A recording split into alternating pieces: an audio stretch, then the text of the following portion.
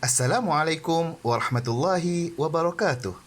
Hari ini kita akan belajar 10 nama malaikat beserta tugas-tugasnya. Setiap malaikat ada tugas yang Allah perintahkan untuk mereka lakukan. Baik, yang pertama, Malaikat Jibril. Malaikat Jibril.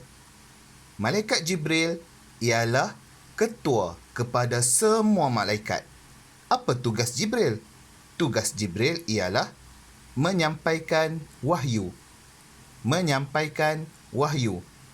Jadi, apa itu wahyu? Wahyu ialah perintah Allah yang Allah turunkan ataupun yang Allah akan sampaikan kepada Nabi Muhammad tetapi melalui Malaikat Jibril. Malaikat Jibril lah yang akan membawa turun perintah dan wahyu Allah ini kepada Nabi Muhammad.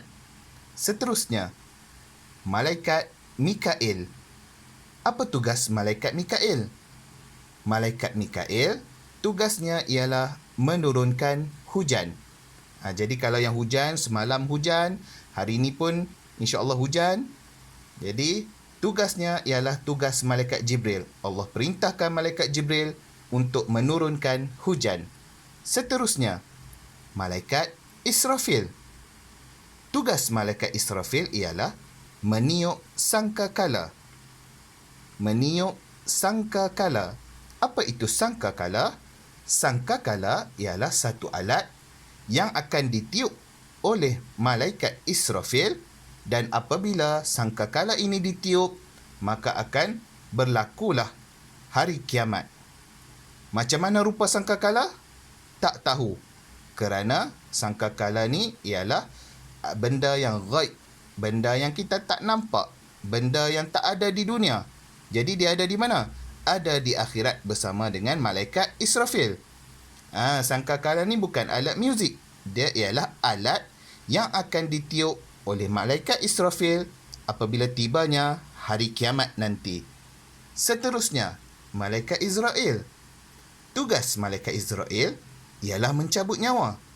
Setiap orang di dunia ni yang mati, yang meninggal dunia, Malaikat Israel ni lah yang mencabut nyawa. Kita setiap manusia, kita ada nyawa. Dan apabila kita mati, nyawa kita itu dicabut oleh Malaikat Israel. Jadi tugas Malaikat Israel ialah mencabut nyawa. Apabila nyawa tercabut daripada badan, maka akan berlakulah kematian. Seterusnya, Malaikat Munkar dan Malaikat Nakir. Munkar dan Nakir. Apa tugasnya? Tugas Malaikat Munkar dan Nakir ialah menyoal manusia di dalam kubur. Apabila seseorang itu sudah mati, apabila seseorang itu sudah meninggal dunia, dia dikuburkan, ketika itulah datang Malaikat Munkar dan Nakir untuk menyoal di dalam kubur. Apa yang Malaikat Munkar dan Nakir akan soal?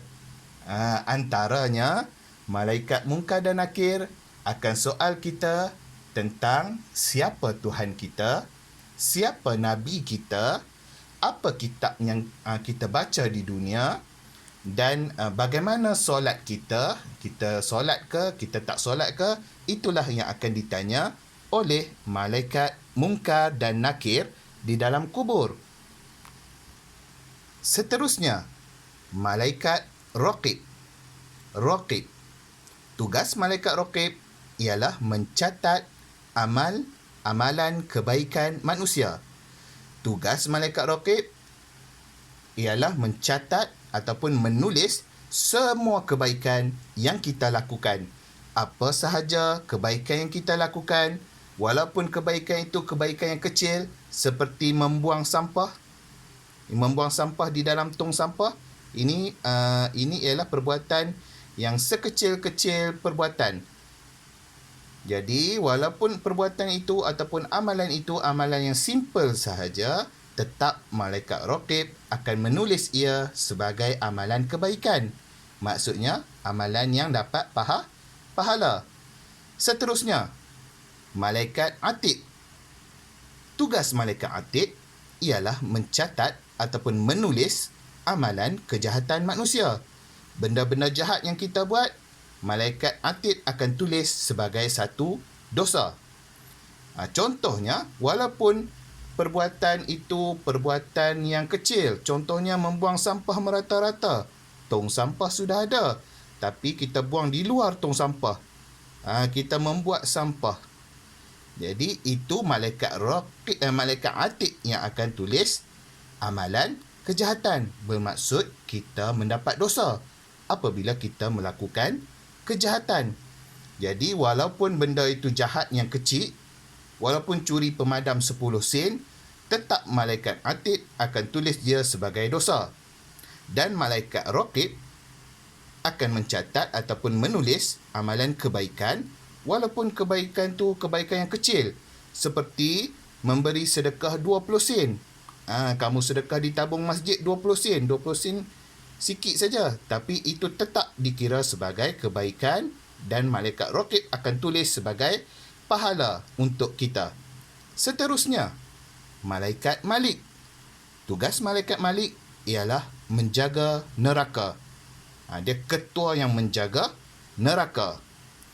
Kita tengok neraka ialah tempat azab bagi orang kafir dan orang yang menderhakai Allah Subhanahu Wa Taala. Orang yang membuat dosa, yang membuat kesalahan tapi dia tak taubat, dia tak insaf, dia akan ditempatkan di neraka. Siapa ketua neraka? Malaikat Malik. Malaikat Malik ini ialah menjaga neraka. Seterusnya, malaikat Ridwan. Malaikat Ridwan. Tugas malaikat Ridwan ialah menjaga syurga. Tugasnya ialah menjaga syurga. Syurga ialah tempat tinggal orang yang beriman dan beramal soleh sebagai balasan daripada amalan kebajikan yang mereka lakukan di dunia. Apabila kita di akhirat nanti, kita akan dihitung amalan kita. Kita akan dihisap. Maksudnya kita akan dihitung amalan kita. Sama ada kita berbuat banyak pahala ataupun kita berbuat banyak dosa. Yang mana yang lebih banyak?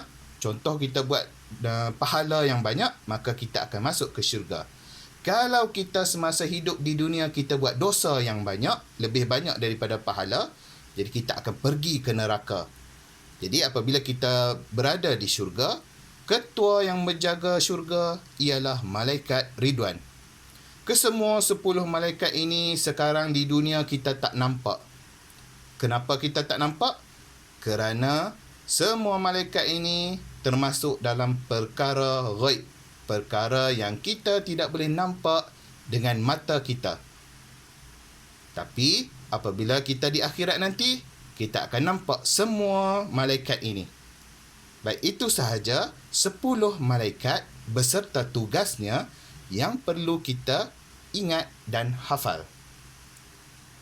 Itu sahaja untuk hari ini. Sekian. Assalamualaikum warahmatullahi wabarakatuh.